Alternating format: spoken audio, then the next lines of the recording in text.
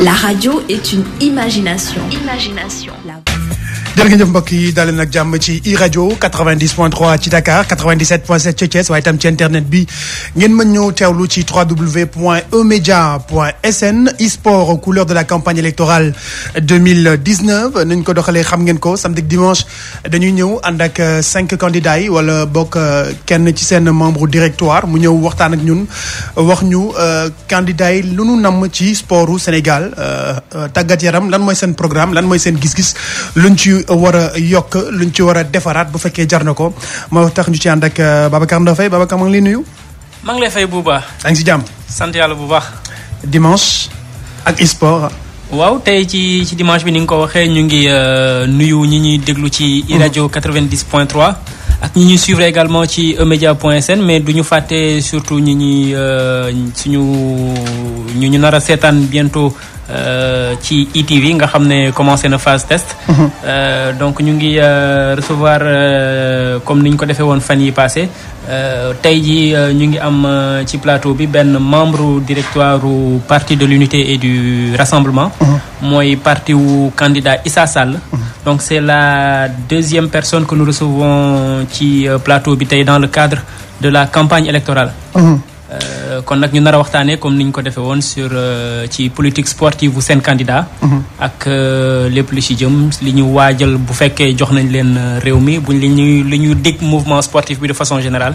Et puis bu ñu pareek moom dans la deuxième partie on va également recevoir kii di Ndongo Ndiaye di conseiller sportif du président de la République. Du candidat Macky Sall. Kon nag tey am nañu ñaari gan. waaw am nañu ñaari gan mu ñu ànd ak Pape Mbaye nuyu ko dalal ko jàmm ci iRadio ci émission bi di e-sport gis naa ni yaa ngi en pleine campagne c'est normal ah professeur naka professeur Issa Sall. waa mi ngi ci jàmm. mi ngi ci jàmm alhamdulilah. ñu bàyyi la nga nuyoog ni ñuy déglu. waa xam naa dama leen di nuyu ku ci nekk yéen waa iRadio. di lay nuyu DJ Bouba di lay nuyu Babacar Ndaw ci liggéey bu rafet bi ngeen di commencé tàmbale. di leen di ñaanal yàlla teg leen loxo ba fi ngeen bëgg a yegg ngeen egg ko ci milieu presse bi. incha allah donc di am contentement di ñëw répondre li nga xamante ni mooy débat bi ñu bëgg a discuter ci wàllu tàggat yaram. voilà donc wàllub tàggat yaram seen candidat gis nañ ko première semaine bi daanaka jeex na ñun nag lu ñu soxal ci émission mooy wàllu sport dafa mel ni professeur Issa Sall dégguma mu wax ci si parce que boo xoolee campagne bi comme ni mu ko waxee jot nañoo dawal benn semaine donc jour bu nekk ci programme bi dafa am loo xamante ni ci lay jukki ndax programme bi bu ñu ko jëlee tey jii dund la projet de société la donc boo nee projet de société munoo xëy benn jour rek nga jukkeendoo lépp donc loolu tax na bu ñu xoolee ci tournée nationale bi nga xamante ni mu ngi koy def nekk campagne chaque jour rek ak fa mu dem rek la fa soxal rek mu jukki ko ci programme pur sang wàllu sport bi tënk nañ ci ñi nga xamante ni seen xam-xam dafa màcc jëm ci tàggat yaram ñoom tamit tënk nañ ci te ci loolu sax la ñu bëgg a indi tey exposé ko comme ça population bi yëpp mën a xam puis bu ñu ko dénkee tey réew mi yan liggéey la bëgg sumb jëmale ko ci wàllu tàggat yaram. d'accord mais man balaa may bàyyi Babacar Ndofay yaakaar naa ne fi moom affaire yi moom tàggat yaram lépp gongo ci wàllu infrastructure gis nañ ni am na Dakar Arena am na arène nationale bu man ça va wala.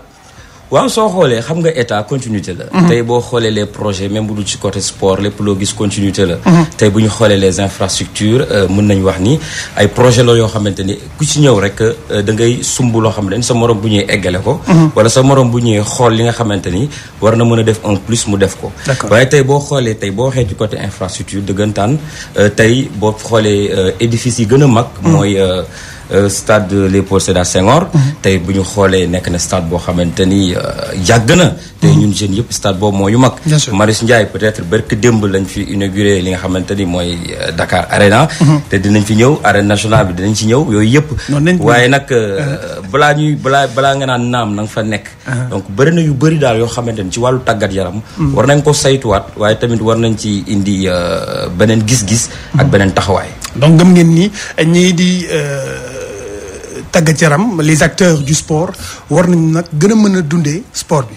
war nañoo gën a mën a dundee sport bi dans la mesure où xam nga sport droit humain la. au niveau international. donc buñ ko yemale ci association yeeg ci club bi wala ci football beeg et cetera donc y a le sport collectif ak sport de masse et individuel. D'accord. donc fokk mu nekk une politique large de manière générale.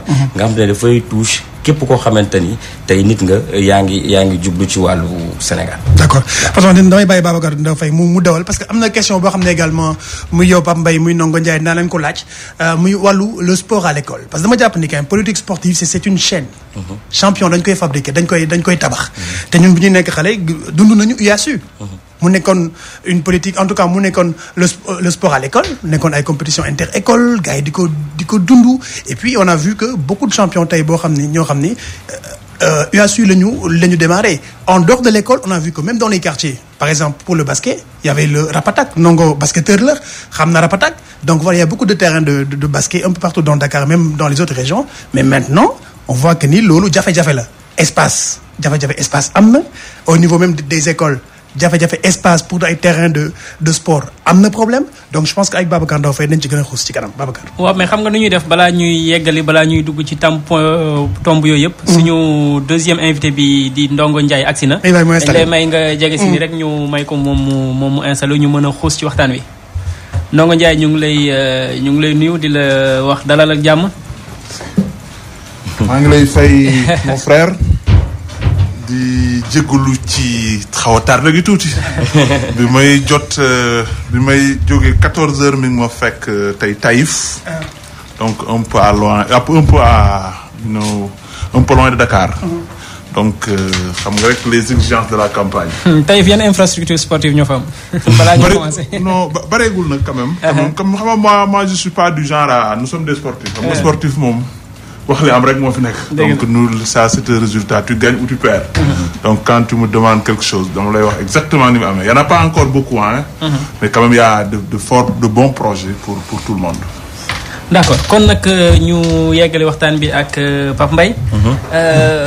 li ma bëgg a xam mooy concrètement c'est quoi le fil conducteur en tout cas de la politique sportive que le candidat Issa Sall promet aux Sénégalais de façon générale une fois qu'il sera élu.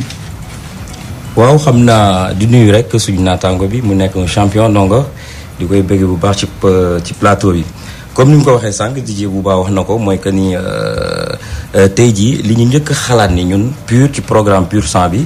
président Issa Sall gis ni war na ko mën a njëkkee mooy que ni li ñu naan sport à l'école. mooy étude et sport. parce que tey boo xoolee wax na ko léegi champion yu mag yëpp nga daan gis tey dañ doon génn ci école yi. wax na UASU amoon na fi moo xam te ne daan nekk inter école daan jouer ci ay compétition mais aussi ñu xam ni lu mel ni athlétisme dañ ko war a indiwaat ñu koy pratiquer au niveau des écoles. tey boo xoolee suñu maam Lamine Diack di koy nuyu de passage. tey ñoom bokk na ci ay champions yi nga xamante ni doon nañ compétir au niveau de France nekk fa ay champions yu mag. te loolu li leen ko mayoon mooy dañ daan pratiquer athlétisme te li ci gën a am solo mooy tey jii boo indee sport à l'école lu mel ni athlétisme tey jii discipline mère la tey boo ci pratiquer bi ngay nekk ndaw. soo màggee mën nga pratiquer basketball mën nga dem ci football ak ci lu mu munti doon. donc bu ñu delloowaatee ci base ba sport à la base fa la lépp di commencer. mooy indiwaat ci li nga xamante ni mooy programme PUR 100 lépp dañ ko war a indiwaat déjà ci nit ki ba pare. mais naka concrètement naka ngeen di delloowaatee le sport c'est quoi le programme lan c'est-à-dire boo leen ñëwee vous avez sur un mandat de 5 ans. lan mooy le premier pas que vous comptez poser naka ngeen di delloowee bu fekkee da ngeen jàpp nañu war a delloo le sport à l'école concrètement naka ngeen di delloowaatee le sport à l'école. waaw xam nga loolu dafa laaj liggéey boo xamante ni dafa am partie bu ñu naan technique. li nga xamante ni c'est technique tey jii en collaboration avec le ministère de l'éducation nationale tey jii ak le ministère des sports. war na am benn lëkkaloo boo xamante ni tey jii. lépp lu jëm ci wàllu formation tey ñi nga xamante ni ñooy taxaw. parce que tey boo xoolee éducation sportive dafay am ci biir école ba mu mun ci doon. que ce soit muy les CEM que ce soit muy les lycées. donc day am benn lëkkaloo boo xamante ni dañ koy développer entre le ministère de l'éducation nationale et le ministère des sports. donc je pense que à partir de là il y aura des idées yoo xam ne dañ koy développer juk ko à ce que sport ñu delloowaat ko ci école bi. Ndongo Ndiaye est-ce que da ngeen am impression que sport dafa quitter le cadre scolaire tey jii. Bon, vous me permettrez un peu parce que il faut que on ne peut pas débattre sur la même page. Parce que bon, c'est sûr qu'ils ont un plan, un projet bien déterminé. Bon, c'est pour le sport. Oui. Mais nous aussi, nous allons vous dire notre déroulé. Le déroulé, moi d'abord, dañu ñëw en 2012 fekk fii un sport boo xam ne dafa may réalité. On a eu des problèmes d'infrastructure, de graves problèmes d'infrastructure. Je vous rappelle que bi ñu door a egsi, il fallait que par exemple après le match de football qui a eu Sénégal-Côte d'Ivoire moo mën fi ay tension. Il fallait que ñu génn réew mi, on n'avait pas un deuxième stade. Et ainsi de suite. Donc, il fallait que nous réglions certains problèmes. Ensuite, il fallait aussi construire un projet que le président Macky Sall avait proposé. Oui, la construction d'une nation sportive qui se base d'abord sur un sport de base, comme nous le concitoyen sur un sport de base, mais il fallait faire d'abord quelque chose d'abord. Bi ñu toogee en réunion, ñu ne léegi lan la ñu war a njëkk a def. Est-ce que dañuy construire du bas vers le haut? On s'est dit que, écoute, la meilleure façon de faire d'abord, il faut que le Sénégal existe sportivement. Donc, il faut faire quelque chose rapidement pour que, au moins, qu'on puisse compétir. Parce que si nous devons duñu am fu ñu stade bu ñu compétir. Donc, on s'est mis en besogne pour au moins defar trou yi ba nga xam ne ñun suñu sport dinañ mën a commencer au moins di compétir. Ainsi de suite. Donc, en moins de 9 mois, nous devons stade Léopold Sédar Senghor, mën fi recevoir, commencer à faire une infrastructure. Donc, c'est la première. La deuxième chose, moi, il y avait un plan qui a été proposé et qui se trouve dans le Yoonu Yokkute, qui a été reproduit par le plan Sénégal émergent. C'est la construction d'une nation sportive. Construction d'une nation sportive, nous sommes basés sur ñetti choses. Première chose, c'est un sport de base. Sport de base, c'est sport à l'école, sport communautaire, sport yi nekk ci suuf, comme li nga doon wax sànq, nawetaan, nangam, rapatak, yi nekk ci quartier yi. Fexe ba les talents émergent de partout. Parce que j'ai toujours dit dans mes émissions, yi passé, ici au Sénégal, c'est bizarre, mais j'ai l'impression qu'il y a des Usain Bolt qui sont à Matam en train de sàmm ay bëy wala ñuy sàmm ay xar te dañ leen teelul jël. Donc tout ça c'était ça la politique. Mais il fallait quand même accompagner parce que xam nga mënoo taxaw di defar lii di xaar. Donc il fallait, avec le budget qui était disponible, il fallait régler les choses. Mais pour revenir sur ça c'était la situation globale. Mais pour revenir sur ta question, c'est exactement le but du deuxième mandat, Inch'Allah, du projet. D'accord, c'est le but. Man damay taxaw ba tey à l'école. Du ma génn à l'école parce que non ba yaa ma gën a xam. Man fa école laa jógee. École sport voilà. École. Man dama jógee Mbour. Doon basket si. ak contre le lycée de la Fosse. D'accord. ci la ma l'entraîneur du Jaraaf gisee. ne ma yow dootoo ñibbi. C'est comme ça donc moi je suis parce totalement. que au lycée de la Fosse également am na ay terrain de basket. Exactement à Lamine Gueye et cetera. Exactement. Donc da nga ne seen plan dafa jógee de Yoonu Yokkute dugg ci le plan Sénégal émergent. Exactement. Mais est-ce que tey le sport à l'école c'est une réalité est-ce que tey mën nga wax Sénégalais yi ne leen ñun bi ñu ko duggalee ci PSE ba la compétition sportive est une réalité ñun xale yi ñu ngi koy dund à l'école. Je dirais pas totalement, hein. Dirais pas totalement. Je dirais plutôt que c'est exactement la vision du président de la République. C'est-à-dire, le sport ne doit pas dépeupler l'école, l'école ne doit pas dépeupler le sport. Donc il faut qu'ils aillent ensemble.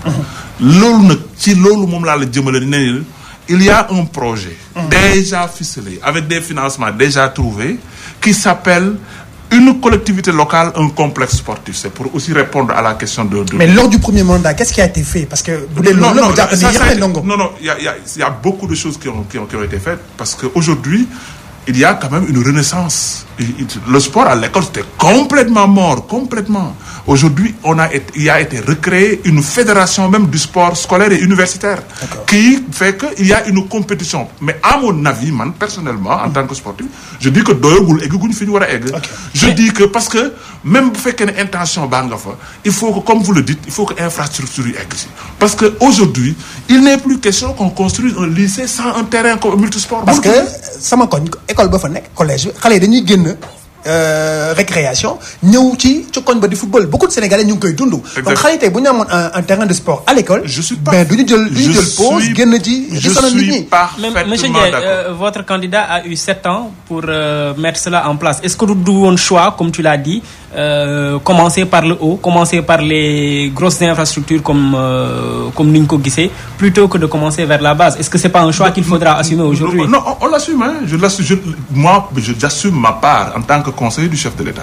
Et je dis que quand s'il devenait su fekkee dañu waroon defaat le choix on aurait faire le même choix parce que aujourd'hui kenn ci Sénégal ñemewul te équipe nationale bu bañ a jouer nga ne noonu il faut que ma dem defari ay terrain suuf donc équipe nationale nañ xaar loolu kenn ñemewu ko donc je dis que il fallait faire un choix parce qu'on avait plusieurs problèmes devant nous le plus grand problème c'est que les équipes nationales n'avaient pas de terrain pour s'exprimer que ça soit en football que ça soit en basket que ça soit dans des autres grandes compétitions donc il fallait qu'on fasse le choix d'abord de construire une des infrastructures yoo xam ne suñu équipe nationale dañuy commencer jouer après bu ñu amee ba dem assise ñu dem toog nag defaraat li nga xam ne indi plan bi un complexe sportif une commune un complexe sportif loolu boo ko defee commune bu nekk par exemple je donne l'exemple de la commune de Taïf bi nga wax la commune de Taïf aura un terrain central terrain boo xam dina am terrain de football dina am terrain de basket dina am terrain multisport boo xam ne basket handball volley nangam école yi di ko bokk piste d'athlétisme école yi di ko bokk monsieur Mbaye loolu aussi gis nañ ko ci le programme Pur Sang que vous avez présenté où on voit votre candidat dire qu'il faudra construire des infrastructures sportives de proximité dans chaque département. Effectivement. Est-ce que loolu du li fi jot a nekk ci dernière année yi ba léegi est-ce que c'est pas une façon de dire qu'on va juste continuer ce qui se faisait depuis peut-être les 10 dernières années, excusez-moi. Bon comme li ma la wax rek xam nga président Issa Sall tey jii boo xoolee discours am nee na ñëw mu def anti programme tey jii li ñu jot a def ci Sénégal ci wàllu infrastructure sénégalais yi ñoo ko moom xaalisu sénégalais yi la donc loolu dañ koy conserver dans la mesure où tey boo xoolee ñun constat bi njëkk a def mooy je suis désolé monsieur Ndongo mais au niveau des infrastructures dañu waxoon réhabilitation lañ fi gis depuis Macky Sall est là mais loolu dañ ci gis sabotage. tey jii ñaata stade nga gis ñu réhabilité waat ko indiwaat ko mu am ay problème Alassane Djigo mi ngi fi stade bu Pikine bu Guédiawaye mi ngi fi tey jii stade de Léopold Sédar Senghor tey ñaata milliards lañ fa def au moment où ñu commencé woon Thiès lu tax ñu arrêté stade Lat Dior de Thiès pour des raisons politiques fokk ñuy waxante dëgg. da nga jàpp ne réhabilitation yi ni ñu ko defee dafa. c'est du sabotage. ci naka. parce que durée de vie bi Alassane Djigo kañ lañ ko defaroon bu ñëwaat même chose taw bi ñëw. Gazon synthétique bi séparé wu ak pelouse bi nga ñëw bu Pikine même chose tey jii Léopold Sédar Senghor saa yu équipe nationale waree jouer dañuy ñëw dëbbal peinture tafaat benn projecteur yéen vous les journalistes ñëw ngeen fa en plein match benn projecteur di tàkk qu'on se dise la vérité Mbour U20 bi ñuy jouer li nga xamante ni mooy championnat d'Afrique yi ñaata milliards lañ fa def indi fa plateforme tribune yoo xamante ni mais ñun loolu dañ ne sabotage c'est-à-dire faut que ñu waxante dëgg. tey jii da ngeen di andi réhabilitation mais avec. ñun bu ñuy indi. waaw mooy li ma la wax dañuy indi des infrastructures de proximité. wax na ko léegi ci programme mooy commune bu nekk di nga am stade mais ñun nañu fàttaliku ni. complexe sportif sport du football kese du basket kese y a les sports de combat les arts martiaux. y a l'athlétisme discipline mère tey jii ci infrastructure yi ñu defar yëpp monsieur Ndonga fan ngeen prévoir mu am parcours boo xamante ni ci la les athlètes di entraîner à part Saint-Louis mais tey jii les athlètes tey. loo gis ci meeting de Dakar bi c'est-à-dire loolu constat bi ma doon wax dama la bëgg a wax ni la ni mu waxee ni énumérer ko dafa yomb boo ko déggee da nga naan lépp gonga. or que fokk ñu taxaw ne ça ne va pas. et que si ça ne va pas ñu xool lan moo taxul ñu indi ay solution léegi li ma la bëgg laaj balaa muy tontu ci seen plan ñaari point majeur lañ ci gis benn bi mooy infrastructure dans chaque département. beneen bi mooy retour du sport à l'école. pour la haute compétition. li fi jot a nekk ak li fi jot a am concrètement vous proposez quoi.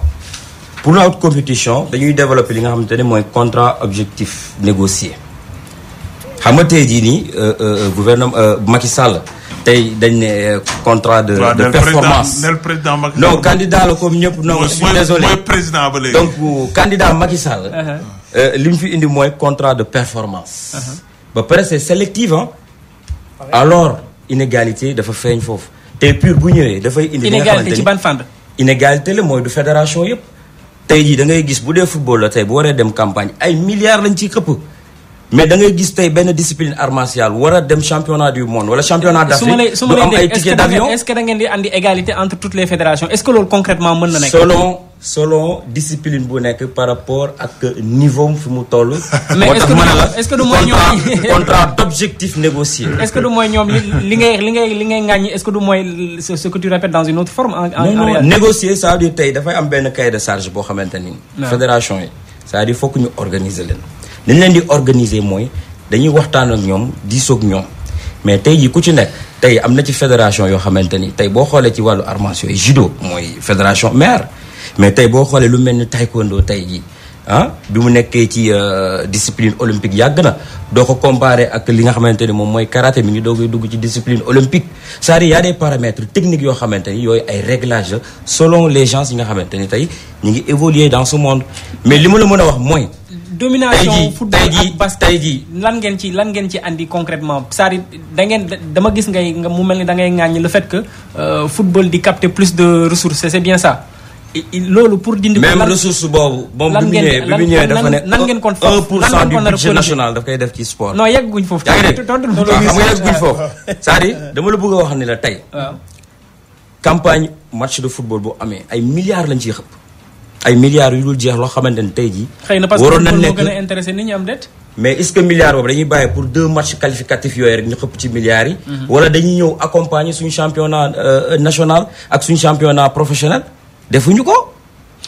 defuñu ko même bu ñu doon dégager ay milliards il faudrait ñu teg benn cahier de charge accompagner ko par des mesures yoo xamante ne tey jii même au niveau local notre foot professionnel là ñu accompagner ko mais pas équipe nationale war a dem rek. nga xëcc ay milliards këpp ko ci ñu dem ñëw ba pare. dinañ ci foofu lay yam dégg naa ndongo li ma la bëgg balaa ngaa dem li ma la bëgg a laaj rek mooy ci li mu wax ci viabilité wu infrastructure yi ngeen di rénover. waaw d'abord en général je réponds à toutes ces questions. j'ai vu que posé na ay questions yu bari. mais dama lay wax rek entre nous parce que sportif boo duggee ci politique politicienne sax du sotti parce que. sport moom c'est ça c'est rouge ou noir c'est vrai ou faux c'est ça la vérité donc boo taxawee naan stade yi ñu defar benn stade amu ci multisport football rek la ñu defar. da ngeen defar wala da ngeen moi j'ai bien dit dès le début de mes propos. dama wax ni. dañu ñëw trouver une situation à laquelle il fallait remédier ñu def ci ay propositions. d'accord proposition mooy réparer ba Sénégal mën di compétir. ok loolu laa wax loolu laa départ. mais moom nee na réparation yi. xëy na nee na réparation yi d'abord moom nee na parce que football rek du sport nangam kii dama la terrain bu ne. bu ne ci stade bu ñu defar ci Sénégal. multisport la.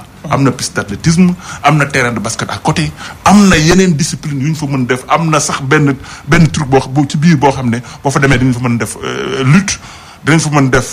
karaté loolu ci yan stade la. stade yëpp Dakar wala hors de Dakar yi ngeen mais on a réfectionné le stade de Ziguinchor. qu'on a remis presque à neuf. On a réfectionné le stade de Diourbel. On a réfectionné le stade de Mbour. On a réfectionné le stade de Fatick. On a réfectionné le stade de Kolda. On a fait un nouveau. On est en train de faire un nouveau stade à Kédougou. Yëpp pas am piste d'athlétisme. mais Ndongo dama ne la weddi. gis bokku ca. demal xool. Ndongo lu ci ne dama la. li ngay wax ne ba léegi man dégguma ba léegi nii les budoka. ko xam budoka yi xam ne ñoom itam ñu ngi laaj seen wàll ci affaire bi. le dojo national fu mu toll. parce que démb El Hadj Ngagne mu ngi koy wax mais yeggalee pare. je suis d'accord. déglu ma mais léegi. dégg nga loolu bu ñu ko defee ba pare. il y a aussi maintenant boo taxawee naan sport bi dañu war a limiter kii yamale ça aussi c'est vraiment vendre le vent au Sénégal c'est pas possible on ne peut pas faire les mêmes dépenses entre le football et le basket ou bien et le basket et le hand et nang bokkuñu c'est pas ce qui est sûr li nga xam ne moom le président de la République def ko déclaré ko plusieurs fois dans en conseil des ministres mooy il faut mettre les athlètes sénégalais dans des conditions de performance ku ne ak ñun fii vivre nga li fi am avant 2012 que chaque fois que notre équipe nationale que ça soit en football en handball en basket en lu mu mën a doon dañuy génn nga leen dégg ñuy xuloo di xeex ngir problème prime. ba léegi mi ngi am de en tout cas. dama lay wax ne bu fekkee ne amu na tamit. lu raar la. lu très rare. mais non billet d'avion pour un sportif bu war a dem loolu war naa mën a yomb. non dama lay wax nga billet d'avion. waaw avion ce n'est pas du charrette. avion du oto. avion du dem rek garage dugg. avion dafa laaj ay dispositions yooyu jël et quelquefois nit ñi doo jël seen doo maintenir seen. mais kon lu tax aussi est-ce que tey waruñu rationaliser ba bañ itam suñu sportif yëpp dem sur le plan international waaye tax Ndongo boo bëggee akara itam da ngay ñeme kaan yi bu fekkee ñun tam amuñ yenn moyens yi mais arrêtons di dem dans des compétitions internationales à tout va aussi est-ce que duñu tànn fi ñu war a dem ak fi ñu warul dem ba suñu doole ñoom ñu soog a mën di continuer. ça boo yoroon tey le programme sportif bi nga xam ne moom lañ président Macky Sall proposé. le nouveau programme sportif qui est même issu de l'ancien programme. loolu am na ci. c'est la rationalisation des sports. mooy ne fi mu toll nii il faut que état bi focaliser wu ci certains sports focaliser wu sport bi nga xam ne ci ñaari base lañ koy yem. première base bi mooy sur l'intérêt populaire parce que aussi loo focaliser wu sañoo def loo xam ne nit ñi d'accord uñ ci parce que tamit état lu mu loo aay loo bëgg nit ñi ñoo la fi teg liñ bëgg ngay def. donc su fekkee nit ñi football lañ bëgg par la force. da ngay investir ci football bi di leen ci defal ay moyens yi ñu bëgg ça c'est un.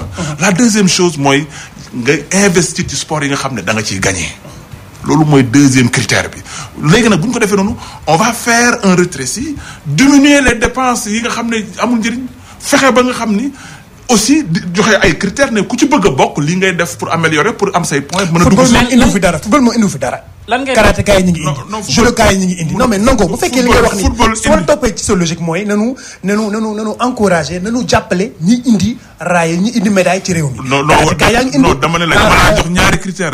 lu mooy ñaari critères laa la jox dama ne la premier critère bi. mooy moom teg ko ci suuf. critère de popularité. bien sûr. popularité mooy la nit ñi bëgg. muy football bi Sénégal. voilà loolu dama ne la kenn amul bu fekkoon ne football ñoo jël mbunti te tey jëluñu ndaare ah. le football n'est pas derrière hein. Nous avons la meilleure équipe d'Afrique. On n'a pas encore gagné de Coupe d'Afrique. Je suis parfaitement d'accord. Et nous demandons, le peuple sénégalais et les sportifs sénégalais demandent que le football gagne. loolu ñun ñëpp koy demander. mais nag terewul ku xam ne suñu football mi ngi dox. parce que tamit nous sommes la première équipe de l'Afrique aujourd'hui. D'accord. jëluñu mbunti loolu mooy beneen critère bi critère de kii la de performance. de performance. critère de performance boobu nag mooy tax nga war a jàpp lu mel ne basket moo tax nga war a góorgóorlu fexe ba arts martiaux dugg ci joxe critère de performance. boobu mooy tax nga ubbi buntu bi ne leen. Les sports qui sont les plus performants auront la chance aussi de mériter l'attention de l'État. donc tontoogo laaj bi jëm ci viabilité ou infrastructure yi ngeen rénover balaa ñuy jàll ci parce que nee na parce que aussi ça c'est un constat qui est là que dafa am infrastructure yoo xam ne dañ leen rénover au bout de quelques années wala quelques mois ñu constaté waat ay problème ci rénovation bi loolu lan nga ci topp ci viabilité ou infrastructure yi ngeen di rénover parce que baax na ñu ne rénover nañ mais ñu def ko ci conditions yoo xam ne xëy na pour plusieurs années au moins mu mën a pérenne. je crois que loolu tamit wax yi xam nga sama waay tamit il faut que bu nee gonga rek daal di kon waa pur mere ko xam nga il faut que quand même mu trouver ay failles di wax mais j'avoue que tey ci infrastructure yu ñu defar vraiment c'est des niveaux acceptables très bons je dirais pas. pourtant à l'heure actuelle amul benn bu ñuy wax ci wàllu football comme mooy sport bi ëpp kii amul à l'heure actuelle amul benn. le stade Lat Dior est terminé. non ça c'est toi qui le dis mais y a amul benn. amagul homologation donc tey bu ñuy wax ne dañuy bu ñu amoon match à l'instant T. amuñu leneen lu dul stade Léopold Sédar Senghor te gis nga ci état bi mu nekk. waaw le stade Léopold Sédar Senghor ku ne xam na ne aussi stade bu mag la stade bu yàgg la. réfectionné nañ ko nangam di doon def aussi pour continuer à jouer.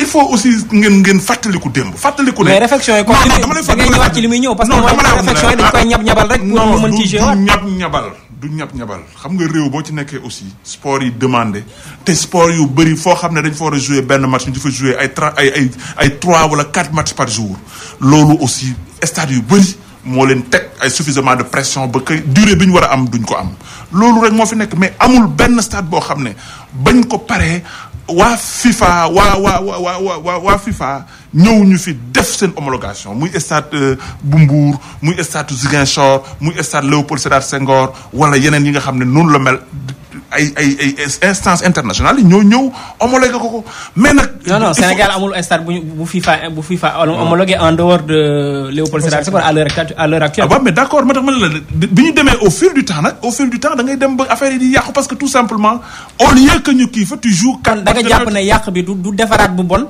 mais surutilisation. surutilisation laa ko mën jàppee rek. bu surutilisation amee ça veut dire que infrastructure yi ñoo doyul wala. infrastructure j'ai bien dit que nous étions dans un trou. man dama la moi je suis un sportif de pur sang. man du ma gis lu ñuul naan dafa weex.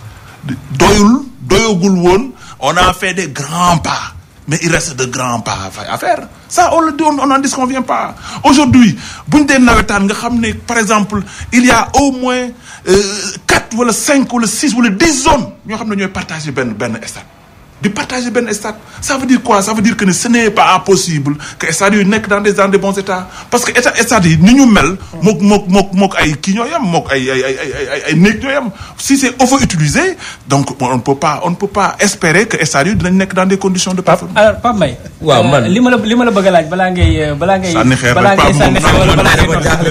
li ma la bëgg a laaj mooy ku wax sport wax moyen wax investissement à long terme ak yooyu sur un mandat de 5 ans concrètement ci ban budget ngeen jàpp ne moom ngeen nar a injecté ci développement du sport au Sénégal.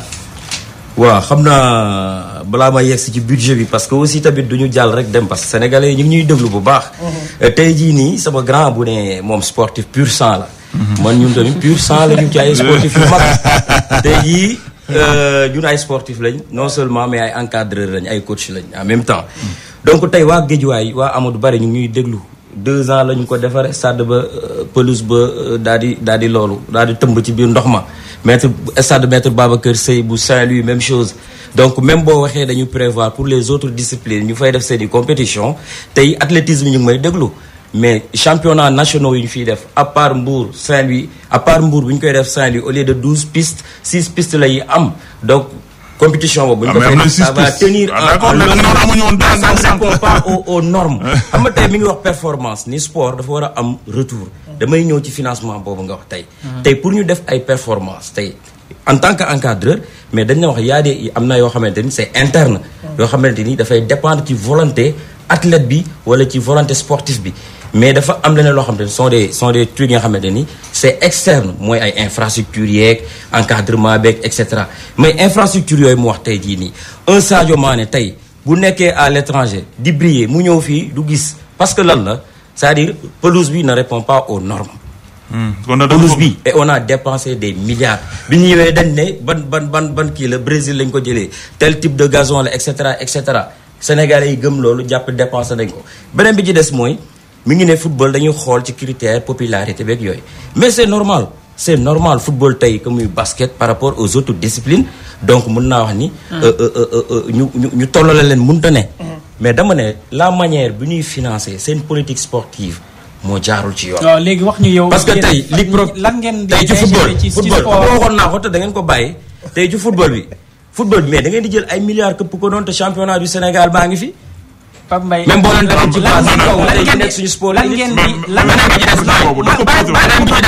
tey infrastructure yi ñu wax tey gis nañu Sénégal dafa nekk en coopération avec la Chine tey phase yu ñu wax ni yëpp ay phase bu ci nekk région bu nekk tey jii nii sa phase de construction dafa le programme de réhabilitation yi ay phase yoo xam ne tey dañ ko nekk en partenariat avec la République bu populaire bu Chine et ça nous a coûté des milliards. kon tontoo ci question bi d'abord non mais question bi mooy yeggali ci question bi d'abord concrètement voilà sur un mandat de 5 ans ban budget ngeen jàpp ne moom parce que c'est toujours une estimation je suppose mais lan ngeen jàpp ne moom ngeen di compter injecter ci développement sport de façon générale soit par année wala soit sur les 5 ans ci li ngeen prévoir boo liree programme je pense que ni tey sport dafa am loo xamante ni da ngay teg des objectifs de long terme à long terme. mais maanaam munoo ne jooni tey nga am li ngay am. déjà état constant bi ngay def mooy état général boo ñëwee di nga yor sa programme tey da ngay ñëw xam li fi nekk ñun bokkuñoo ñii ñëw pour falu rek ne soo leen ma faloo nangam. kër boo duggagul ci néeg ba doo xam la fa nekk. doo xam yéen ci biir néeg bi déjà. mais defal ndànk prévision xanaa c'est le tey jii nii am na benn budget boo xamante ni lépp lu état di def sénégalais yi ñoo ko moom ku ci nekk am nga ci sa wàll. mais tey jii suñu programme on va réunir li nga xamante ni moom mooy fonds yu nécessaire jëmale ko ci wàllu sport comme ni ñu koy defee ci éducation ak yeneen mais sport moo ñu soxal tey. xam nga li ma bëgg a xam concrètement boo nee dinaa tabax dans chaque département. c'est ce que vous avez dit. de proximité.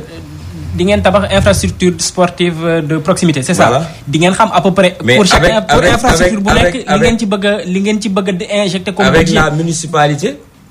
avec la municipalité. waaw mais kon bu ñu xoolee ni état ak réew. non non prévision ci côté infrastructure au niveau des infrastructures de proximité. waaw kooku état bu koy def xam nga dafa am état nu muy doxee. waaw yaa ma ko gën a xam. tey ji boo koy def tey de proximité avec les communes. waaw donc am na foo xamante ne respect lay nekk ci côté fonds te man du ma dugg ci côté fonds yooyu ndax tey Macky Sall fii la taxaw ne 1% ci budget national. loolu dinañ ko ci laaj. di wax ci loolu est-ce que 1% yooyu noonu. la mu waxoon la mu diggoon def na ko. d'accord mais ñun li ñu mën a wax mooy tey taxaw nañ temb. pour teg li nga xamante ni teg ko ci yoon ci politique ci lu munti doon rawatina ci sport bi. mu nekkoon Pape Mbaye bu PUR ak Ndongo Ndiaye mi nga xam ne mooy xelal le candidat Macky Sall bu Benno Bokk Yaakaar ci wàllu tàggat yaram di fàttali mbokk yi ni yéen a ngi déglu seen émission e-sport ci iRadio e-sport nag spécial campagne électorale mën ngeen réagir au 88 628 38 38 88 628 38 38 Ndongo.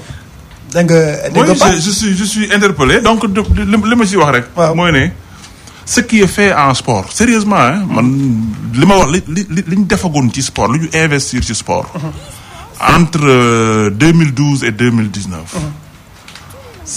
ça n'a jamais été ëpp na li ñu dépensé ci sport de 1960 indépendance jusqu'à 2012. li ngeen ci def. ñun liñ ci def ci sport. je calculer na ku ne jël bigam toog fa nga ne boo paree. mooy réhabilitation yi non dama lay wax réhabilitation bien sûr bokk na ci. mais la construction d'infrastructures de dernière génération.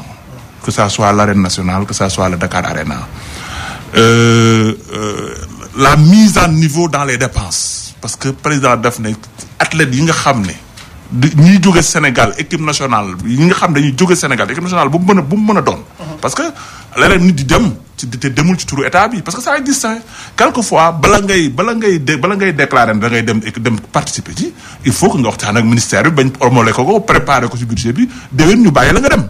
mais léeg-léeg da ngay toogam yàgg rek ñu ne non il y a une équipe qui est partie et elle part au nom du Sénégal dem ñëw ils n'ont pas les mêmes conditions ñu jékki-jékki ñëw naan on attend. la faute à qui yéen mi état. non c'est nit bu demee ci seen tour ñeneen ñu ne yëguñu ko. doone yëguñu ko. donner la faute à qui aussi. lu tax. mais c'est des responsabilités yoo xam ne il faut quand même savoir les situer xam nga on n'est pas là pour joxoñ baaraam. mais dañuy wax li am rek. li am mooy.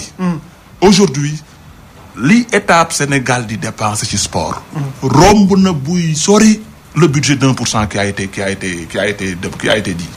li nga xam ne moom le président Macky Sall ki annoncé woon en 2012 wax ne dinañ dem parce que ñoo ngi fekk ay 0,2 wala 0,3 entre 0,2 et 0,3%. tey ñu ngi ci 0,4 non nous sommes à plus de 1,3. du budget.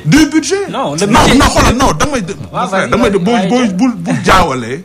le budget de fonctionnement bi ngay gis ci le budget du ministère des sports. ak le budget qui a été alloué au sport. le budget qui a été alloué au sport le budget qui a été alloué au sport. bon le budget du ministère des sports ay 6 milliards 7 milliards la. mais boo xoolee l'arène nationale. qui coûte plus de 30 milliards. mais loolu mënoo ne c'est pas ça n'appartient pas au sport. boo xoolee le Dakar Arena. qui coûte presque plus de 40 milliards. On essaie de se comprendre. waaw. En 2011 sa candidat Macky Sall dafa woote teeru bi ak yéen ñi fa nekkoon ñëpp. dëgg la. ne dina porter budget annuel u département sport. waxul loolu de. non. C'était quoi la promesse dina porter budget au ministère des sports. Exact. mosul wax loolu. Il avait dit que lépp dina allouer au sport une part qui est supérieure à 1%. loolu waxoon. boo demee nañ. 1% de quoi ak 1% du budget. 1% du budget. Oui. waaw loolu. mais budget boo jëlee budget annuel kay budget annuel au ministère bi nga mën a jël. non mais du budget annuel au ministère bi nag.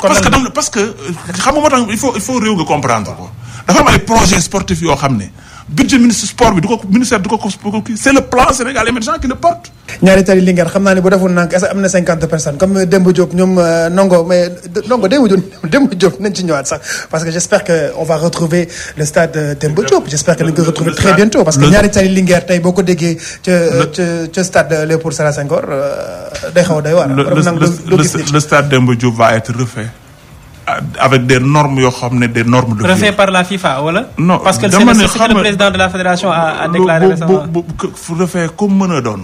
sunu stade la. waaw mais la précision est importante. non dama lay wax rek bu ko lu mu ci mën a doon. xam nga FIFA wax nañ.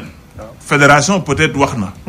mais nous peut-être non on n'a pas encore saisi. yéen da ngeen di xaar fédération FIFA def ko wala da ngeen kon daan defal seen bopp. ñun déjà xam nga aujourd'hui nous sommes en procédure. xam nga dafa am lu fa amoon. malheureusement loolu ya fa amoon nag am ay yoon yu ci am. yoon nag il faut que yoon def liggéeyam ba pare bara ngay laal. d'accord léegi nag FIFA mën na ko defar mën na ko kii mais nag à des conditions que lu mu mën a doon rek Sénégal moo ko moom parce que suñu suuf la suñu terrain. ñu xoolaat suñu beneen reporter ci stade yi ñu jëm Louga Mountaga Kane Mountaga. oui allo. yaa ngi ci jàmm. maa ngi ci jàmm sant rek. naka match bi diggante Ndiambour ak Douane. waaw Ndiambour ak Douane fi ne nii moom daanaka match nul la kenn duggagul. waaw. man daal équipe dañuy ku nekk yaa ngi xool keneen ki daal. amagul occasion bu net. waaye daal ñu ngi ku nekk daal yaa ngi xool buntu waaye daal benn buntu feeñagul ci diggante Ndiambour ak Douane ci 14e journée. ligue professionnelle. d'accord jërëjëf mu nekkoon Mountaga Kane ca Louga. Ndongo Ndiaye. dañuy ñëwaat ci 1% yi il faut mu leer ci bopp Sénégalais yi ñuy déglu ndax ni la ko Babacar Ndao Faye waxee dañu jàppoon ni 1% bu budget national la njiitu réew mi ne bu ñëwee dina ko jagleel wàllu tàggat yaram. mais c'est exactement ce qui est fait.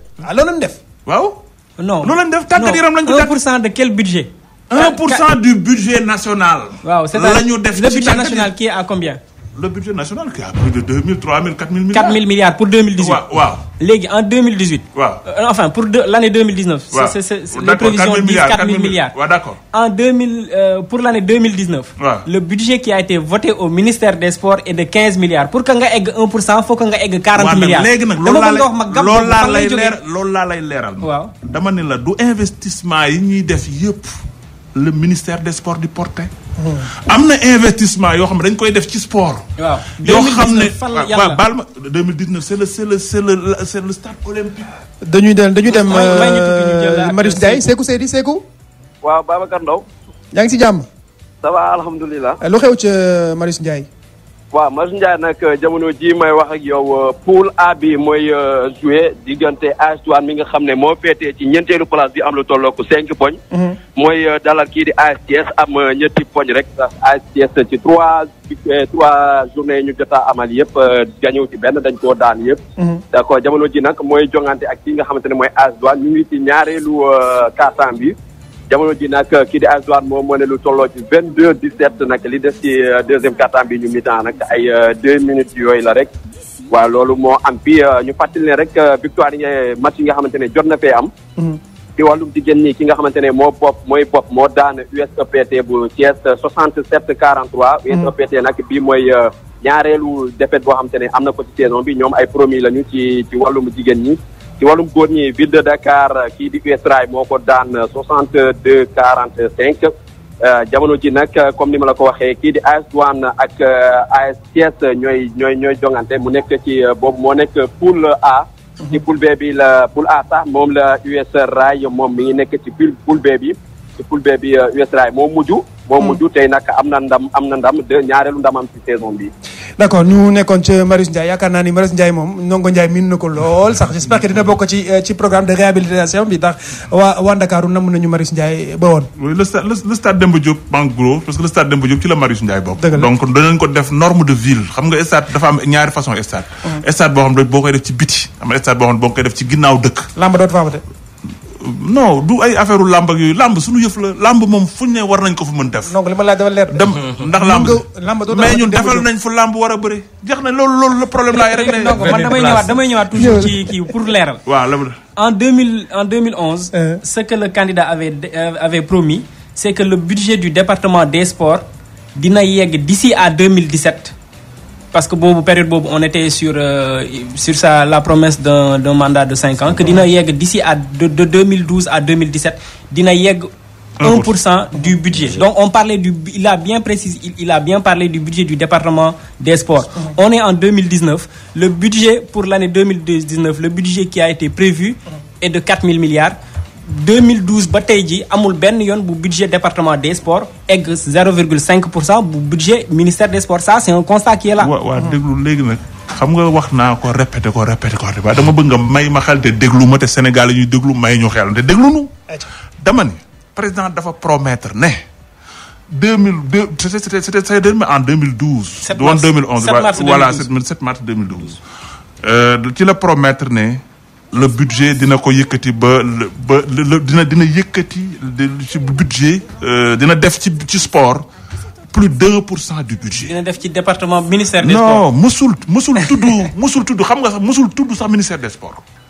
te dama la bëgg wax ne la aujourd'hui dama la wax ci sport aujourd'hui li ëpp ci investissement yi jógewul ministère des sports.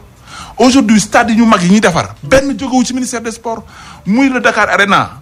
Plan Sénégal émergent moo ko porté l'arène nationale beneen affaire la c'est une coopération internationale mais portée par le plan Sénégal émergent moom moo ko porté moo wax la lenn aussi compétition internationale l'argent bi ñuy dugal foofu ce n'est pas prévu par le budget du ministère des sports parce que loolu kenn mënu ko prévoir ci budget ndax ba ngay defar budget qualifié go da ngay qualifié ba pare xool li nga xam ne mooy fonds spéciaux yi ñu def ko defaraat réaménagement defal ay fonds alloués ko sport bi donc ce qui a été dépensé dépasse largement 1%. Nous sommes à 1,3 quelque chose pour cent. 1,37%. mais ci budget bi mi ngi dugg ci sport bi donc président la mu waxoon weesu romb na ko lu sori. d'accord Ndongo je pense que Pape dégg nga ni Ndongo wax donc affaire yi moom Ndongo 1% yi moom. dépassé na ko sax waaw man xam la moo ma jaaxal. tey Ndongo boo yoree sa kër say di dépenser mi ngi mel ni tey nga jël xaalis ngay dépenser te amul foo ko teg. déjà mooy nga tabax kër tabax stade tabax kër. doo ko bale doo ko fobeere doo tenir compte ci li nga xamante ni moom mooy kii bi entretien bi. est-ce que ñoom prévoir nañ loolu prévoir uñu ko. donc mi ngi mel ni tey da ngay defar te du am continuité da ngay defar 2 ans ñëw boo ci dépensé ay milliards prévoir uñu li nga xamante ni moom mooy entretien bi ñu ñëpp gis nañ ko. beneen li mu doon wax léegi normes sécuritaires yi mais ñun gis nañ tey jii ci suñu stade yi amul benn stade jamono jii buy répondre aux normes sécuritaires gis nañ la xew Demba Diop ñu koy ñaawlu bu baax a baax. nee na Demba Diop dafay ubbi mais sànq cité naa fi Thiès stade Lat Dior bu Thiès pour des raisons politiques ñëpp xam nañ ko bokkoon na ci chantier 2004 yi Idrissa Seck ñu ñëw loolu di continuer ba léegi te dañ ne état continuité la te nee nañ mi ngi doogay pare mais mi ngi doogay pare booy xamante ni bi ñu suspendre stade Léopold Sédar Senghor ils ont dépensé combien de milliards au moment où premier ministre Abdallah Boun dafa déclaré woon ni 1 milliard mooy defar stade bu Thiès bi moo koy continuer mais jusque là kenn inauguré wu ko kenn gisu fa dara ñoom daal lenn lañ mën nañ dabaxal la ñuy wax xam nga man sama olof leeru quoi dañuy dabaxal bu ñu dabaxalee pare def ci marron beige nañ bàyyi loolu. mais nag Stade Lat Dior boo fa demee marron beige la. mais Sénégal marron beige c'est-à-dire respecter leen Sénégalais au moins parce que l'argent bi ñuy defaree les infrastructures tey jii nii xaalis bi ñuy dépenser sur les infrastructures mais xaalisu Sénégalais yi la. nañu respecter Sénégalais au moins mais ça ne veut pas dire que foo romb dabaxal def ci marron beige dafay signifier que les Sénégalais vont voter pour la paix. non. couleur moom dama la wax ni on n'a pas loolu kenn ci discuter mais loolu dafa nekk loo xam ne dafa flagrant c'est-à-dire bu ñu jël li nga xamante ni patrimoine national la. ñu koy politiser. mais comme sport la ñuy wax Thiès lu toll nii Thiès Dakar Arena nekkul vert blanc nekkul. non Dakar dafa mel ni vert bee fa ëpp sax. waaw mi ngi wax Dakar Arena. te mi ngi ñëwaat dafa mel ni dafay contredire boppam. mi ngi ne tey proximité mais Dakar Arena bi tey xoolal fu mu nekk.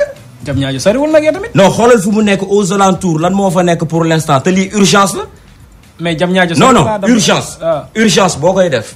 bokkul ak loo xam da nga koy teg pour long terme. tey jii lu mel ni Marius Ndiaye tey. mais Sénégal ñun tey suñu der dafa yàq ci lu bëri fii la ñuy ñëw muy taw ñu arrêté championnat du Sénégal. fii la ñuy ñëw di organiser leneen ak leneen palais des sports bi nekk Diamniadio. mais tey suñu am déet. Arena. Dakar Arena muy palais des sports bi nekk Diamniadio. waaw bi ñu inauguré il y a pas longtemps. def ci 66 milliards. da nga jàpp ne dafa pertinent wul wala lan moo la si jaaxal ci investissement boobu. man mooy li ma la wax xam nga ñoom dañ ne urgence lañ nekk. mais mois bi sport droit la dafa war a nekk à la portée de tous. joué nañ fa première journée championnat basket. mais pour promouvoir le sport dafa am yenn différentes critères yooyu respecté na nga fa joué championnat du Sénégal est-ce que di nga fa am le nombre de supporters yi nga soxla. mais dañuy développer suñu sport c'est-à-dire est-ce que lépp dafa war a nekk. c'est-à-dire moom sànq li mu wax biir Dakar proximité. su ma la déggee Diamniadio dara wóoru ko. est-ce que da ngeen jàpp ne. waaw lépp dañ ko war a concentrer biir Dakar parce que boo nee Diamniadio dara wóoru ko Diamniadio dama jàpp ne soriwul Mbour soriwul Thiès soriwul Dakar. mais tey bu fekkee nit ñi bëgg sport dëgg jaral na leen war nañ mën a def gis ci sport sénégalais tey ñu joué les grands rôles lu mel ni Saint-Louis tey kuy wax Saint-Louis basket club moom ko gën a xam UGB. ak ñaata club ñoo fa nekk tey jii nii. Thiès ñoom nee nañu stade Joseph Gueye bokk na ci programme boo xam ne. donc dinañ ko liggéey Joseph Gueye Saint-Louis dañ leen mujjoon sax dem leen di jouer Louga. Thiès mi ngi nii tey championnat gisoo fi benn équipe bu Thiès buy jouer les premiers rôles parce que loolu dafay impacter ci infrastructure tey Thiès Mbour lay dem recevoir ji. est-ce que ñu ngi comprendre ñoom c'est-à-dire ci benn côté ñu ngi ne dañu dépenser ay milliards. tontu woo ci fi ñu def Dakar Arena bu Diamniadio est-ce que positionnement bi ñu ko def foofu daf la déranger ci ban wàll la déranger. est-ce que da nga jàpp ne. dans la mesure où tey jii dañu teg situation d'urgence. mooy tey jii da nga ne coûte que coûte dama war a am stade boo xamante ni dafa war a fonctionnel. nu mu gën a gaawee da nga jàpp ne ci biir centre ville la war a nekk. maanaam moment bii dañ ko waroon def foo xamante ni dafay adéquat mu accessible à la population. comme fan.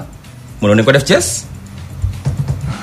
pourquoi pas ñu def ko Thiès wala Saint-Louis. pourquoi nga jàpp ne dañ ko war a def Thiès waruñu ko mën a def Diamniadio. non Diamniadio dama ne la état d'urgence la.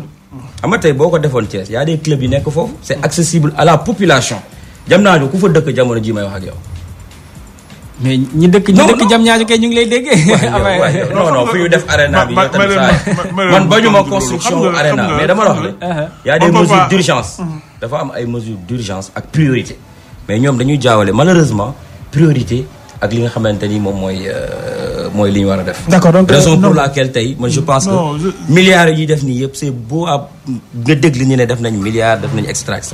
te loolu li ma jaaxal xaalisu sénégalais la foog sénégalais xam loolu. donc bu ñu koy def. war na am au moins ñu tenir ci compte des paramètres yoo xamante ni c'est large écologique ak leneen ak leneen. accessibilité ak accessibilité beeg yooyu noonu yëpp. tey jii ku nar a dem ba. boo naroon dem Marius Ndiaye war a dagg ticket 1000 francs ak sa transport si ça te coûtait 2000 francs maintenant Diamniadio ça va te coûter combien. d'accord Ndongo. non xam nga mënoo simple sport simple ko comme si c'est une politique à part.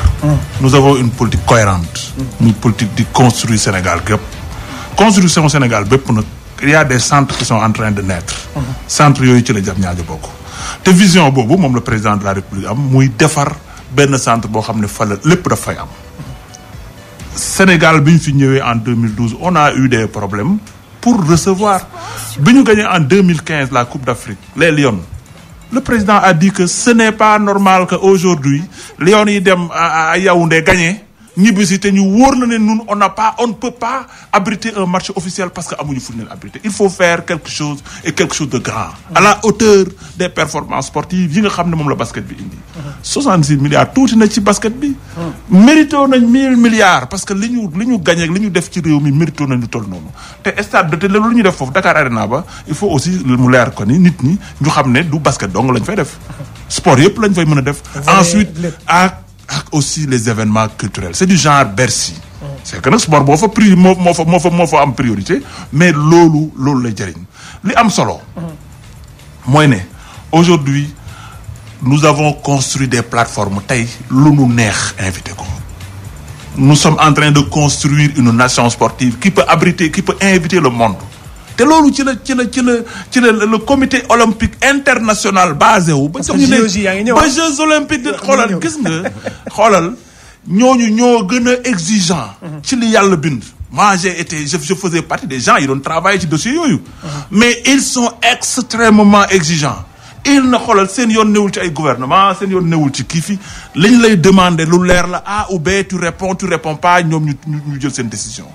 ils ont pris une décision d'octroyer les Jeux au Sénégal te fu ñu ko teg fu base fu wóor la mooy ne Sénégal am na infrastructure sportive yoo xam ne ak déjà en place et en construction yoo xam ne war na mën a tax ñu jox leen Jeux olympiques de 2022 te loolu. ndam la est-ce que le stade olympique de 50 000 places bi président promet est-ce que il y a une partie budget boo demal xool loi des finances 2019 gis paaru Sénégal bi mu ci commencé def nga xam ne dans 2 ans dans moins de 26 mois incha allahu rabbi le stade va être fonctionnel te fii nag quand même quoi qu'on dise président Macky Sall tàmbal nañu tàmbal nañu jox ñu rendez-vous même date mu ñëw def réception. léegi sportif Thiès waay lan nga leen di wax parce que sportif Thiès waay. dama ne sportif Thiès waay dama ne stade Lat Dior pare na. loolu kay fa nekk nag. am nañ stade boo xam ne c'est stade de norme la. tey jii stade boobee mën na abriter une poule de Coupe d'Afrique. ok mooy stade bu nekk foofu. ñun ñi quelquefois man les dimanches soirs quelquefois dañuy taal suñu oto fii dem Thiès. dem jël international yi nekk foofu ñoom Assane Ndiaye. que je salue au passage. gars yi nekk foofu ñun nuyu leen dem jouer suñu match 5-5 foofu dans un stade qui est en bonne et due forme. mais kon Pape Thiès amul problème. non Thiès man sax du ma particularise du ma jël rek ne Thiès. bien vrai que Thiès voilà. donc je suis de Thiès. mais aussi jëluma pour nekk fi ambassadeur de Thiès. mais li ñu gis la ñu wax. stade Lat Dior bi ñu wax ko ñu dee ko dañ ko politiser. parce que fii lañ toog ñu aj ñu dem jouer ji Maroc ak Conakry. suñuy naataango yoo xamante ni war ñu ñoo yab ci loolu. parce que amuñu stade bi tey pare na nañu wax kañ la pare ak fan la ak nan lañ koy defee. kañ la loolu waxuñu ko pare na kay pare na. kon dinañ ko inaugurer incha allah après le 24 décembre après le 24 février incha allah. Sénégal Madagascar président Issa Sénégal Madagascar bu boobaa. tey jii président Issa Sall ñëw inaugurer stade de Thiès dinañu neex ñun waa Thiès. mais mbaa bu ko inaugurer dina delloo njukkal ki ko defar kon. beneen bi ci des mooy xam nga wax na ko sànq ba léegi man li ma bëgg ñu wax mooy ñoom ci seen politique ci côté sport lan la ñu teg loo xamante ni ci côté entretien ak les mesures sécuritaires beneen bi ci des xam nga am na loo xamante ni dafa am ay textes yu koy tënk tey jii pour une bonne organisation du sport sénégalais foofu nañ leen ci xaar na ci wax. mais est-ce que ñoom prévoir nañ des réformes par rapport ak am na ay réformes yu ministère des sports engagé woon. ci wàllu code du sport. ba tey jii mën nga ñu wax loolu fan ngeen ci toll ak. lu ci des. parce que yàgg na quand même. les nouveaux textes qui doivent régir le sport yoo xam ne dernier texte yi 76 la mooy doxal ba léegi ça veut dire que ne les textes sont vétus ça moom il faut l'avouer mais nag textes yooyu travaillé nañ ci ba pare. mais nag c'est des textes tellement juridiques parce que le contexte sportif day changé. aujourd'hui la xewoon daawaati jéeg la xewoon il y a 10 ans xewatul léegi yow gis nga léegi li xew. te loolu lépp il faut nga tenir ko en compte ci texte yi. c'est-à-dire que aujourd'hui dama la jox benn exemple. aujourd'hui il y a un investissement privé énorme dans le sport et qu'on a privilégié aussi il faut saluer le travail de l'État. ñun ku ñëw ne da nga bëgg a investir sport dañ la koy yombalal jàppale la ci. je parle sous le mu tudd ci ñëpp nga may déglu.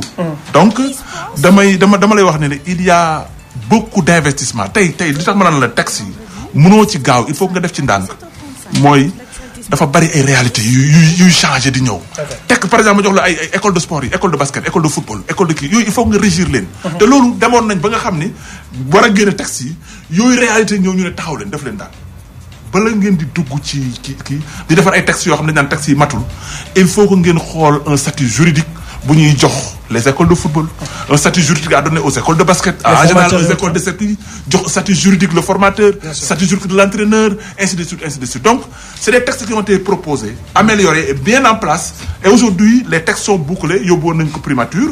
Les primatures sont en train de travailler pour que nous aussi nous validions pour ensuite. D'accord. Mais donc, nous avons sur le financement du sport. Oui. Là, nous avons Mac Babacar Ndaw Faye.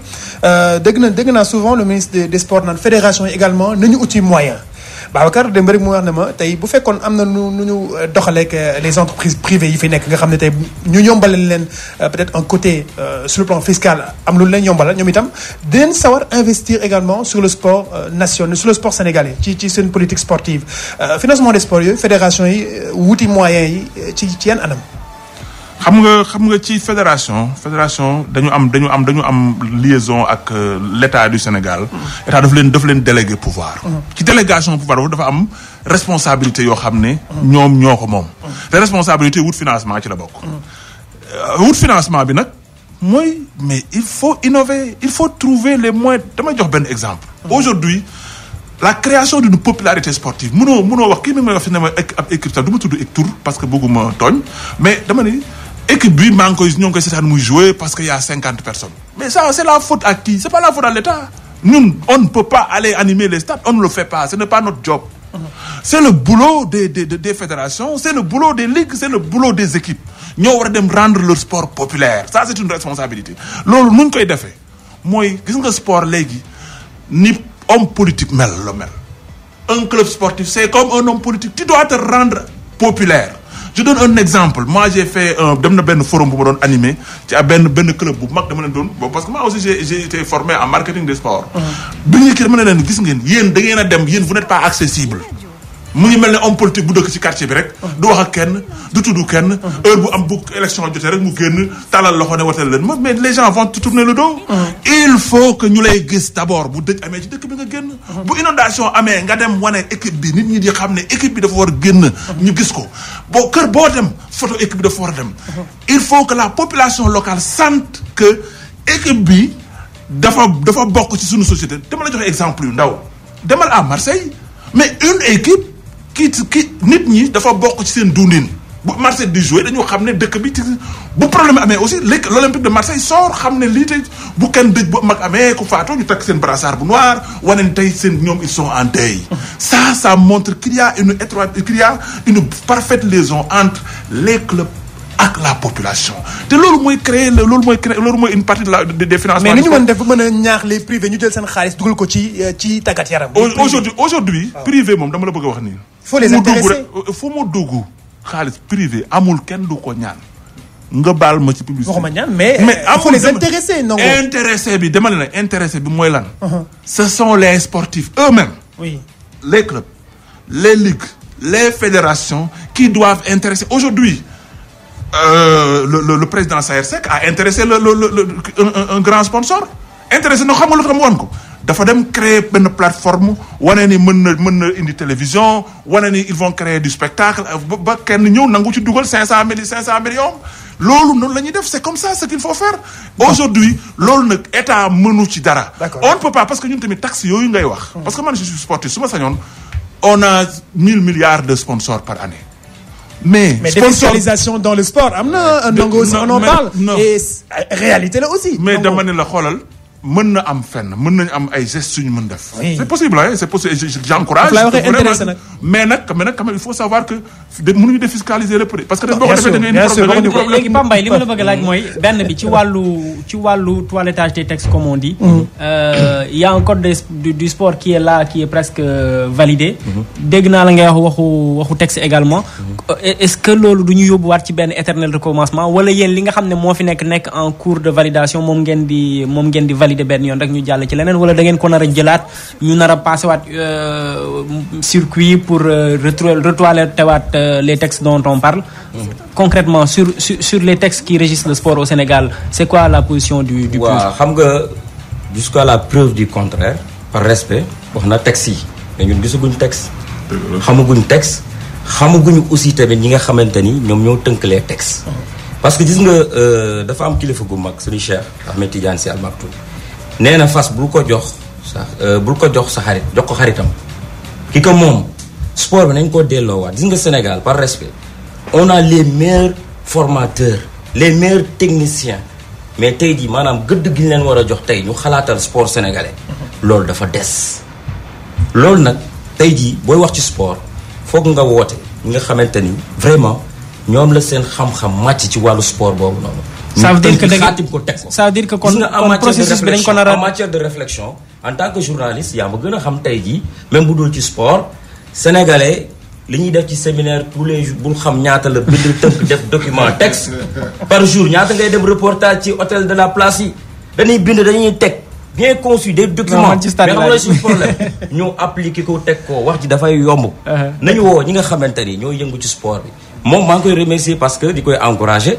C'est un conseil de Macky Sall. Mais en tant qu'ancien sportif, en tant que basketteur. Donc lu mel noonu nañ gën a xool promouvoir loolu jël ñi nga xamante ni ñoo yëngu ci domaine boobu ñu réfléchir ci indi ci. donc balaa ñuy jàll ci leneen ça veut dire que concrètement ci wàllu texte yi yéen da ngeen di nar a ñu rappeler ne pour un mandat de 5 ans boo leen ñëwee da ngeen jàpp ne texte yooyu foog ngeen xoolaat ko xam. Pratiquement jëlaat processus bi pour loolu mën na jëlaat temps est-ce que du perdre encore beneen temps pour éviter baax na bu dee doy na la baax na. waaw wala am na loo ci mën a dolli. ngeen adapté ko mais da nga koy def. c'est-à-dire ñun foog ñu xam. suñu léegi d'accord nañ ci boobu parce que li ñu desee ci temps bariwul léegi li ma ci bëgg a yokk mooy wàllum financement du sport. fan ngeen jàpp ne yan levier ngeen jàpp ne moom ngeen war a activer pour financer le sport de façon générale. xam nga tey jii nii sport booy xool vitrine la et que porteur économique la. tey jii nii dafay dépendre ci say performance mais aussi dafay dépendre ci bët bi la bitim réew ak bët bi la les partenaires wala les investisseurs di xoole loolu yaa koy liggéey ba pare bay ci say wowu tànk nañu defaraat suñu sport bi ba mu nekk sport boo xamante ni naka financement bi fan ngeen jàpp ne fa la war a jógee pour mais financement bi tey li mu fi tudd yëpp ci ay milliards mais tey jii loolu ay partenaires la partenaires yooyu kan moo am légalité pour mën ko décrocher c'est l'État du Sénégal c'est ça le pouvoir boobu ba pare. donc ñoom li ñu andi ci wàllu partenariat ak ay réew yu mel ni Chine on va essayer. loolu ngeen di continuer ñu gën a renforcer loolu gën a créer d'ouverture de telle sorte que suñ sport nekk vitrine boo xamante ne tey jii au niveau mondial ñëpp dinañ ci teg seen bët ñëpp dinañ sawar ñëw dugal ci seen loxo ba pare suñ sportif yi nekk fii. ci à la base ñu teel leen a accompagner ñu nekk des champions tey jii Sénégal war nañ fi am ay Amadou Diaba yu dul jeex. mais bi ñu ko fi amee ba léegi. balaa ñuy yegg foofu li ma bëgg donc loolu la beneen ci programme bi li ma waxuloon. dama bëgg ñu mooy sport de masse bu ñu waxati sport bi. balaa ñuy yegg bu ñu ko yemale ci infrastructure. balaa ñuy yegg foofu Pape Mbaye sport rôle bi muy joué dama bëgg ñu tënk dama ne sport bi ñuy def tey dama ne on parle de financement ñu bañ a extrapoler on a parlé des textes. jàll nañ ci loolu on parle de financement. dama la laaj concrètement yan levier ngeen di activer nga ne ma ci wàllu coopération internationale en quelque sorte. c'est-à-dire ñoom li ñu jàpp ne moom lañ andi. pour mën a décrocher financement bi pour République populaire de Chine. pour arène nationale c'est bien ça. ak les Turcs pour le palais des sports. je parle sous le contrôle de Ndonga Ndiaye. donc est-ce que da nga jàpp ne kon coopération boobu ñi nga xam ne ñoom yooyu nga xam ne levier yooyu nga xam ne moom lañ jàpp moom lañ andi teg. yéen levier yooyu ngeen di jël continuer di ko dérouler. wala da ngeen am ndax amu leen yeneen levier yu ngeen jàpp ne mën ngeen parce que bu dee li nga wax ni loolu mooy li fi jot a nekk actuellement. mais il faut pas chercher l'impossible c'est-à-dire li ma la wax la mooy que ni sport vitrine la tey ñoom loolu ñu def ba ñooñu mën a ñëw on va faire plus avec une très bonne organisation de telle sorte que du yem ci Turquie ak Chine nga wax. du yem ci Turquie ak Chine dafay nekk une ouverture mondiale boo xamante ne tey investissement yi ñëw wala investisseurs yi dafay nekk loo xamante ni dafay am rendement ci Sénégal am rendement aussi tamit ci population sénégalaise. beneen bi ci des mooy les dépenses pour ñu rationaliser ko ay milliards yoo xam dañ koy këpp te amul sens te sport bu ñu ko waxee tey du ci infrastructure ak la pratique mais sport ak santé dafa dugg éducation ak sport dafa dugg. loolu sport de masse yi am ci gox 17h43 minutes Yane Demba Tine yegg si na ñu gërëm la bu baax ma nekkoon Pape Mbaye bu PUR nongo ñu bàyyi la itam nga tàggoo. voilà li may tàggoo rek mooy ne. on a fait des pas de grands pas ku ne gis na ko. vraiment loolu amul ku gëmul gis nga ko. leneen li nga xam ne mooy dans le futur proche. mooy le sport de base. mooy comme le projet bi ma wax mooy une collectivité locale une collectivité territoriale un complexe sportif lu mel noonu. Ensuite, la deuxième chose, mais l'organisation de grands événements sportifs. On sera candidat à tout. On sera candidat aux Coupes d'Afrique. On sera candidat aux Coupes d'Afrique de football, candidat aux Coupes d'Afrique de basket. Coupe d'Afrique de football, mais waxuma mandat bi. Le mandat du Sénégal continue. On va être candidat. Waxuma mandat bi. Ok, non, c'est une précision. Voilà, non, grand. Merci beaucoup. Merci beaucoup ak grand nongo plaisir. Mais di koy wax inchallah li ngeen sumb bu leen ci am benn jaax-jaaxe. Benn président Issa Sall dina inauguré lépp inchallah. Babacar Ndofé jërëjëf. Suñu programme infrastructure de proximité yi ngeen bàyyi koog ñun rek. asalaamaaleykum wa rahmatullahi. jërëjëf Pape Mbaye jërëjëf Ndongo Ndiaye Babacar Ndofé jërëjëf. waaw di leen gërëm di leen sant et puis di rafetlu jotaay bi di wax ne gis nga sport li yeneen branche yi ci wàllu politique mënul réaliser souvent sport moo koy réaliser. On a eu des échanges très cordiaux entre le représentant de la coalition Benno Bokk Yaakaar et le représentant du parti de l'unité et du rassemblement donc ñu leen di jox daje samedi prochain ak dimanche parce que mooy ñaari numéro yi ñu dese ñu terminer ak parce que bii passé jël nañ candidat wu Pastef ñu terminer ak ñaari coalition yi ci des muy coalition Madické 2019 ak coalition bi ci des Idi 2019 Idi 2019 ñu terminer ak ñoom et puis di gërëm di sant ñi ñu doon déglu ñëpp ba samedi inchallah. jërë ngeen jëf. La radio est une imagination.